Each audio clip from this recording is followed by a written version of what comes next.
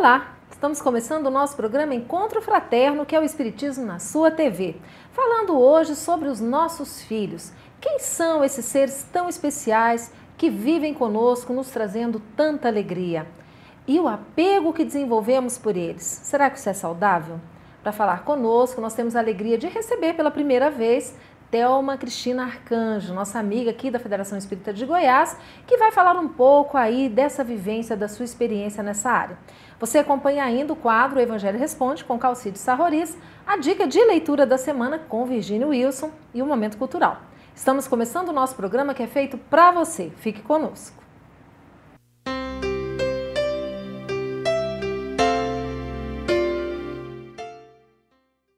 Hoje nós temos a alegria, a felicidade de receber aqui pela primeira vez para um bate-papo a nossa amiga Thelma Cristina. Thelma, é uma alegria ter você aqui conosco. Eu é que agradeço a gentileza do convite, espero estar à altura para poder estar comunicando e atendendo as perguntas e respostas, né, dentro do tema apego aos filhos. E quando nós falamos de filhos, nós inicialmente nos perguntamos: quem são os nossos filhos? Quem são essas criaturinhas que nos chegam, por quem nós desenvolvemos tanto amor? Deus criou especialmente para nós esses seres? Olha, realmente especialmente para nós, né? Mas existe toda uma trajetória, um plano espiritual que ele é elaborado ao longo do tempo do lado de lá. Então, muitas vezes nós não entendemos, né, esse processo do lado de cá e, consequentemente, abraçamos esses filhos de uma forma como se fosse nosso, propriedade, né? E, na verdade, eles vieram para que nós tivéssemos o cunho de responsabilidade, de direcionamento, para que esses espíritos chegassem aqui e galgassem uma evolução, né? Então, realmente, existe um planejamento do lado de lá e que esses espíritos vêm afins, simpáticos ou não para o nosso crescimento e também a evolução deles dentro do nosso lar. Ou seja, nós podemos considerar que eram espíritos como nós, já criados há muito tempo, em processo evolutivo, que nesse momento nos vem fazendo parte da nossa família sanguínea. Com certeza. E você falou uma coisa importante, esses espíritos eles podem ser afins ou não. Isso quer dizer que nós podemos receber espíritos amigos ou desafetos também? Com certeza. Esse processo é muito natural na vida familiar, né? Tendo em vista que a gente vê no nosso ciclo familiar, isso em cada um na sua família, aqueles espíritos, mesmo aqueles filhos que nós temos mais afinidade, porque o amor é pleno, ele é pleno com todos os filhos. Nós não damos conta de distinguir um amor de um filho para outro, né? Mas existe sim a afinidade, aquela coisa que a gente não explica, que a gente fala em entrelinhas num olhar, né? Com determinados filhos. Então existe essa facilidade. Então esses filhos nós já criamos, já veio pronto em outras vidas a convivência, a afinidade. Aqueles filhos que nós temos um pouco mais de dificuldade, ou que eles conosco, de entrosamento, de diálogo, de convivência, com certeza esses filhos são os filhos que vieram para que nós pudéssemos trabalhar essa convivência para um grau melhor de convivência mesmo. Então, na verdade, nós podemos considerar que aquele nosso filho hoje, por quem nós temos às vezes tanto amor, tanta ternura, tanto carinho, foi em existências anteriores um inimigo. Alguém que nos prejudicou ou alguém que nós prejudicamos? Com certeza, ou alguém que nós prejudicamos. Então, por isso eu acho a importância do entendimento hoje, principalmente dos pais, e a responsabilidade dos pais para com os filhos na orientação, não só educacional, mas numa orientação espiritual. Porque muitas vezes nós buscamos, porque nós queremos que os nossos filhos sejam bem-sucedidos, sejam pessoas destacadas, né, no mundo social. E nós esquecemos que, fundamentalmente, nós estamos criando seres humanos para viverem bem aqui ou na verdadeira pátria, que é o plano espiritual. Então, esse entendimento espiritual dos pais que decorre para a evangelização, que eu acho fundamental, não só no meio espírita, mas no meio católico, evangélico, a busca da orientação espiritual para os jovens, hoje, eu acho fundamental, né? Então, esses filhos que vieram e que às vezes têm essa dificuldade familiar, podem até estar vendo e sentindo de uma forma positiva e entendendo o porquê daquele desenvolvimento ou o porquê daquela dificuldade e procurando assim melhorar com os pais. Ou seja, se de repente nós temos em casa um filho um pouco mais difícil de conviver, rebelde, que traz uma série de conflitos íntimos, é importante nós considerarmos que aquilo ali não é por acaso, não é? Ele não veio parar no nosso lar por acaso. Nós temos uma responsabilidade com aquela criatura. Com certeza, uma responsabilidade ainda maior, porque eu costumo dizer assim, aqueles que nós temos afeição, o trabalho já foi feito. Nós já estamos com o trabalho finalizado. Nós estamos ali usufruindo daqueles momentos agradáveis, salutares, né? Que Jesus nos proporciona, né? E aqueles filhos que vieram com uma certa dificuldade, ou nossa em relação a eles, realmente são os filhos que nós vamos trabalhar para que a gente possa chegar a um determinado momento usufruindo os que a gente tem já essa afinidade já definitiva. Ou seja, aprendendo a amar de verdade. Com certeza. Nós estamos falando então sobre os filhos, a importância que eles têm na nossa vida e, inclusive, no próximo bloco nós falaremos um pouco sobre a importância da orientação religiosa, espiritual que esses filhos precisam receber de nós. Você acompanha primeiro a dica de leitura, depois o comercial e nós voltamos já já. Até daqui a pouquinho.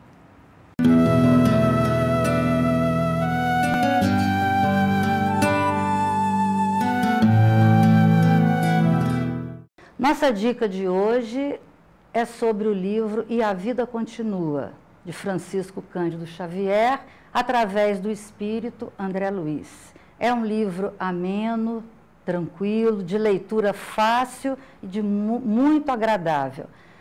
Relata a conversa amiga de um homem, Ernesto, e de Evelina, num tratamento que faziam numa estância hidromineral no interior do Brasil, comentando as suas doenças e as suas dificuldades. Tempos depois, eles se encontram em um outro hospital, um pouco diferente, e através de conversas, de orientações dos amigos espirituais, eles compreendem que já passam a viver a vida verdadeira, que é a vida do espírito. É importante nós ressaltarmos que esse romance é a base de um filme que estreou recentemente no nosso país, E a Vida Continua, e aqui em Goiânia nós podemos assisti-lo. Mas não deixem de ler o livro, que traz ensinamentos maravilhosos e que proporciona para nós, leitores, momento de muitas reflexões.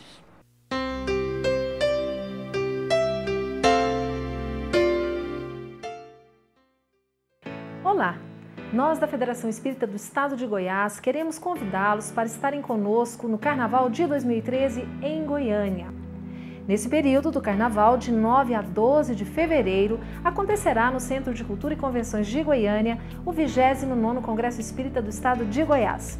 Nesse evento, você tem oportunidade de programação para toda a família, adultos, juventude, infância. Será uma grande alegria tê-los todos conosco, porque trata-se também de um momento de confraternização, de rever os amigos, de fazer novos amigos que vêm para Goiânia, oriundos de vários estados do Brasil inteiro. Venham para Goiânia, participem conosco desse congresso, que é uma verdadeira festa de luz do movimento espírita do Estado de Goiás.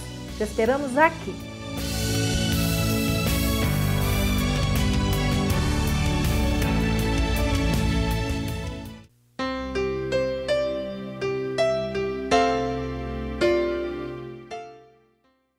Estamos de volta hoje falando sobre os filhos, essas criaturas tão amadas, tão queridas que Deus nos envia. Conversando conosco, Thelma Cristina, Thelma, você falou agora há pouco sobre a importância desses pais, então, darem além da educação intelectual, não é? Nós sempre nos preocupamos muito com a escola que nós vamos colocar os nossos filhos, em dar a eles as melhores roupas, tudo que há de melhor, não é? Do ponto de vista material e intelectual. Mas do ponto de vista moral, isso também é fundamental, mesmo que nós não tenhamos uma religião definida. De que forma que nós podemos transmitir esses valores para os nossos filhos? Olha, acredito que a melhor forma é a conduta da nossa própria vida. Nós fazemos a nossa história, né? Então, os nossos filhos buscam muito o exemplo que nós deixamos, deixamos no cotidiano. Você pode falar muitas vezes 1000 palavras e identificar muitas vezes certas situações de diversas formas para que ele enxergue determinada coisa. Mas se você, na verdade, realizar algo que não condiz com aquilo que você está falando ou cobrando, diretamente ele irá fazer não o que você falou, mas o que você fez. Ou seja, o exemplo ele vale muito mais do que as palavras. Fundamentalmente, e a gente não imagina o quanto isso afeta realmente a conduta moral dos nossos filhos. Agora, a importância de buscar esse lado espiritual, a gente vê isso, estuda muito dentro dos livros da doutrina, né? A parte moral, para que os nossos filhos conheçam a ética, a saber com clareza definir o certo e errado, né? E tendo consciência e vendo o que é certo e errado, saber optar, mesmo querendo aquilo que é errado, mas com consciência de que eu tenho que fazer o certo, mesmo que isso me ocorra algum sacrifício. Então, esse esclarecimento dentro da doutrina, e a gente começa a ver dentro da evangelização, desde os primórdios, quando as crianças estão bem pequenininhas, que a gente começa a sentir essa diferenciação, muitas vezes no núcleo de crianças de mesma idade, que têm o esclarecimento doutrinário e outras que não têm o entendimento, né? Então, isso é muito importante que a gente tenha para poder passar para os filhos. E nós somos responsáveis. Porque aquele filho que fala, não vou levantar cedo, hoje eu não vou para a evangelização, não vou para a mocidade, estou com preguiça. Cabe aos pais a cobrança, né? Porque estão sobre a nossa guarda. Então, os filhos têm que ser, não, você vai, hoje você vai estar frequentando, eu vou com você. Isso aconteceu muito comigo, em particular, na minha vida. Eu vou com vocês, a gente frequenta junto, enquanto você fica na juventude, eu fico na sala dos pais, né?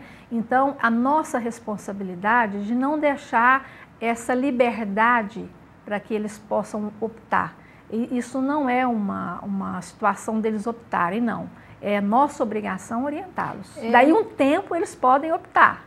Eu me recordo de um exemplo que eu vi que eu achei interessante, que você não pergunta para o seu filho, você quer receber a vacina contra determinada doença? Com não, certeza. Você diz para ele, não, isso aqui você precisa. Mesmo que você sinta dor, é necessário. Seria mais ou menos esse raciocínio, não é? Com certeza. E eu vejo hoje, como em particular eu digo, meus filhos não foram diferentes. Eu tinha realmente que haver a cobrança para que eles exerciam e vinham, né? E hoje eu vejo que vão naturalmente. É uma coisa natural. É uma coisa natural. Eles sentem falta da palavra, de estar no meio espírita, de estar estudando. Então, eu acho isso fundamental. Então, Thelma, nós queremos falar um pouquinho mais sobre essa questão da resignação, da aceitação, que muitas vezes a vida nos exige, não é? Como o caso daquele desapego aos filhos que partiram, que não estão mais conosco aqui no plano físico. Como lidar com essa separação? Você vai assistir o Calcite Sarroris com o Evangelho Responde e depois, no intervalo, nós voltamos.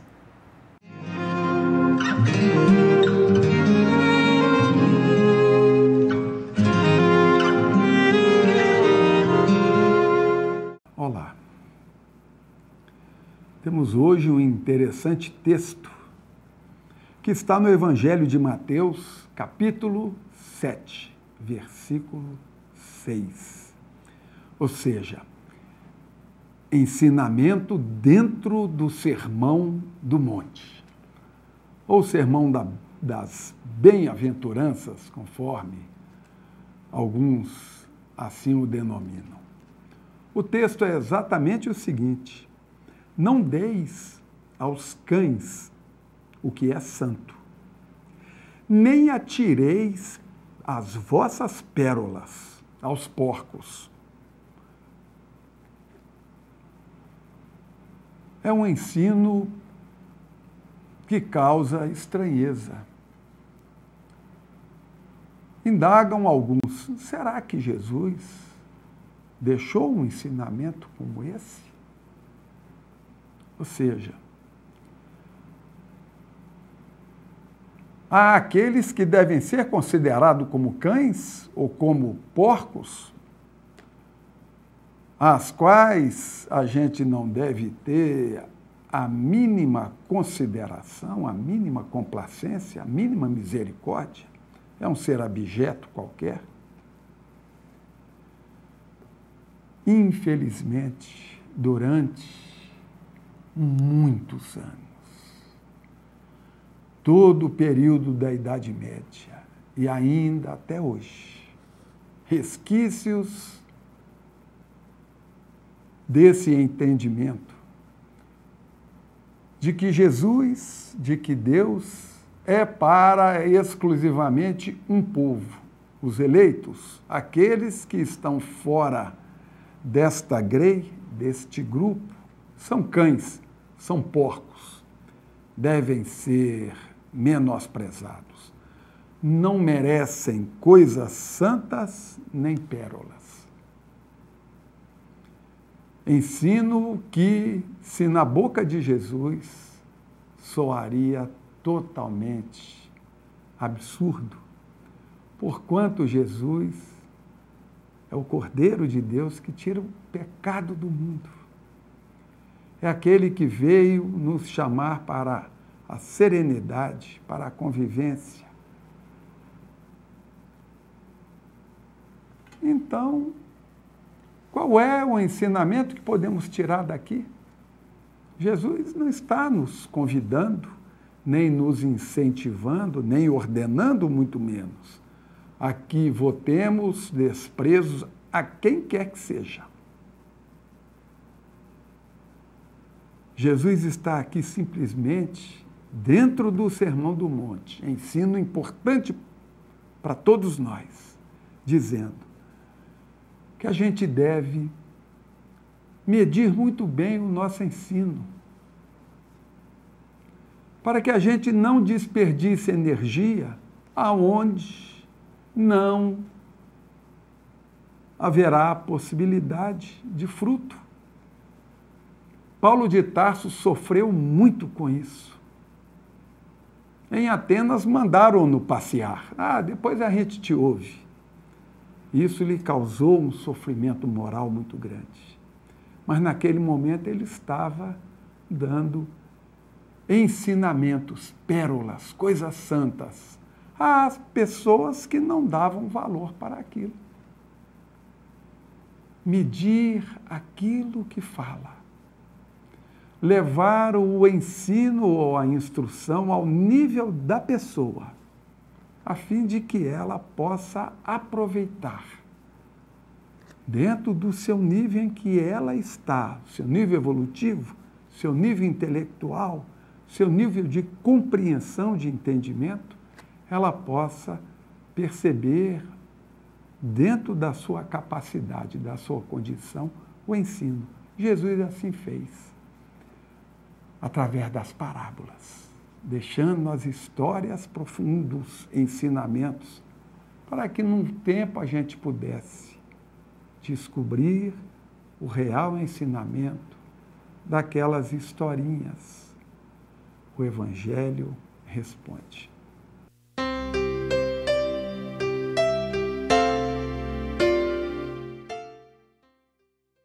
Conheça a Lefé, livraria e editora da Federação Espírita do Estado de Goiás. Menores preços, obras selecionadas, conforto e garantia.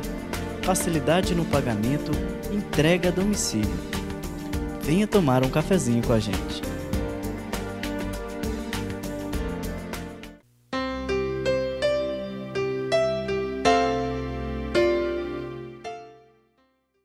Estamos de volta falando hoje sobre os filhos, o apego que tantas vezes desenvolvemos em relação a esses filhos. Conversando conosco a Thelma Cristina.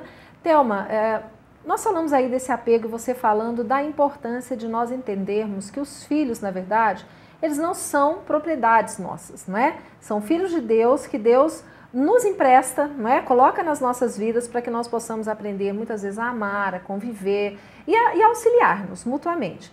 Mas de repente chega aquela situação que nós achamos às vezes até antinatural dos filhos que partem antes dos pais. E muitas vezes existem casos que a gente sabe de pais, de mães, que se desesperam de tal forma que a vida acaba naquele momento, não é? Porque houve a morte do filho, a desencarnação do filho. Como lidar e como encarar essa questão? Olha, é uma questão realmente muito delicada. Não tem como descrever, né, a situação. Falo de uma forma que eu já passei essa experiência, né, com a Tatiane. A Tatiane, com 22 anos, desencarnou através de um acidente. Mas hoje, depois de 2 anos e 5 meses, eu vejo a importância da doutrina na parte do entendimento e da consolação, né? É muito importante a gente visualizar esses momentos de profunda dor e dificuldade, mas também como uma purificação. Eu acredito que nós, pais, temos essa dificuldade mesmo de entender que os filhos não são nossos, né? São filhos primeiro de Deus e depois nossos, são realmente emprestados. E esse desvincular, esse processo de nós devolvermos ao pai essa joia rara, realmente é muito difícil. Mas nós temos a sabedoria e o entendimento dentro da doutrina de que é tudo muito planejado. E, em especial, nós comungamos no alto, antes da encarnação, aquele processo todo que nós iríamos passar. Ou seja, houve um planejamento. Com certeza, houve um planejamento. E aí que está realmente o teste, porque você combinar algo, depois de um momento, você estar executando aquilo que você planejou em situações adversas, em situações bem diferentes daquilo que muitas vezes é vivido, é muito difícil. Então, quando nós começamos a ser testados, principalmente nessa parte de devolver o filho ao plano espiritual, né? É muito difícil, mas nós temos condição de superar, sim. Aquele que consegue enxergar que a vida continua, que eles estão mais vivos do que nunca, que estão trabalhando, tendo uma vida plena, sendo bem assessorados, em hospitais, em escolas. Então, essa esperança do reencontro, isso é fundamental. Isso faz com que a gente renasça a cada dia e fortaleça o momento de que eu quero fazer melhor, eu quero trabalhar melhor, porque eu quero acertar de uma certa forma para que eu chegue numa condição que eu possa encontrar. Em especial, falo pela minha filha, né? Que hoje se encontra num grupo de trabalho de jovens no plano espiritual, pelas cartas que eu recebo. Então, Thelma, eu sei que nesse momento muitas pessoas nos assistem e também já passaram, talvez por uma situação semelhante, né? De a perda de um ente querido, talvez um filho, uma mãe, e a pessoa às vezes tem essa dificuldade de lidar. Você teve a bênção, a misericórdia divina de receber notícias da sua filha, não é? Como é que foi? Como é que foi para você receber essa notícia da Tatiana e como é que isso chegou? Você realmente percebeu que era ela ali se comunicando? Que importância teve isso para você naquele momento? Olha, uma fundamental importância porque as primeiras notícias foram consoladoras do acolhimento que a Tatiane teve logo no processo. Então isso foi realmente muito confortador. A gente realmente ficou bem mais tranquilo, porque a gente quer saber como está o filho, onde ele está, em qualquer lugar que ele se encontre, né? Então isso é muito importante. Então as primeiras cartas foram curtas, foram só realmente esclarecimento de que estava ocorrendo, que estava bem, e ao longo do processo desses anos ela vem escrevendo com mais clareza, com mais tranquilidade. Thelma, nós queremos muito agradecê-la por ter vindo aqui. Espero que volte outras vezes para conversar mais conosco. Eu que agradeço a oportunidade, um grande abraço a todos e que Jesus nos abençoe. Bom, nós vimos então que a vida não para, aqueles que partiram continuam mais vivos do que nunca. E a literatura espírita é rica com várias obras que nos trazem sobre esse assunto. Se você se interessar, você pode procurar as obras básicas, o Livro dos Espíritos e tantos outros, principalmente os da psicografia de Chico Xavier, que nos trazem tantos casos. Se você também quer conhecer um pouco mais sobre o nosso trabalho, acesse o nosso site feego.org.br, nossa página no Facebook, Feego, dá uma curtida e acompanhe também as notícias do movimento espírita local e nacional. Nós vamos encerrando por aqui, você ainda acompanha o Momento Cultural e o Encontro Fraterno, que é o Espiritismo na sua TV, retorna na semana que vem. Fiquem todos com Deus e até lá.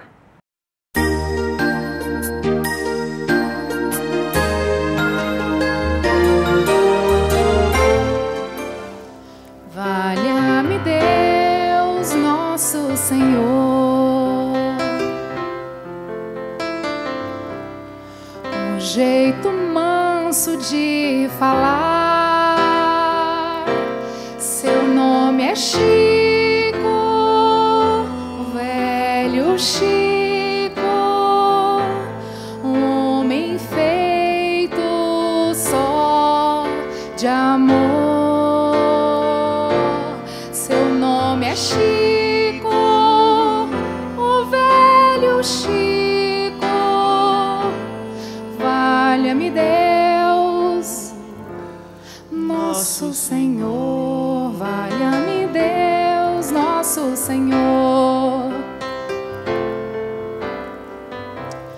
Um jeito manso de falar, seu nome é Chico, o velho Chico, um homem feito só de amor.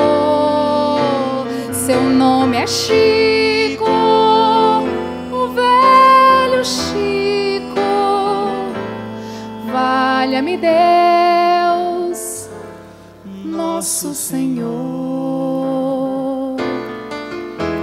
Sonho lindo, ver o mundo pelo seu olhar, a esperança, vida eterna, sol de amor no peito, no peito. Valha-me Deus, nosso Senhor,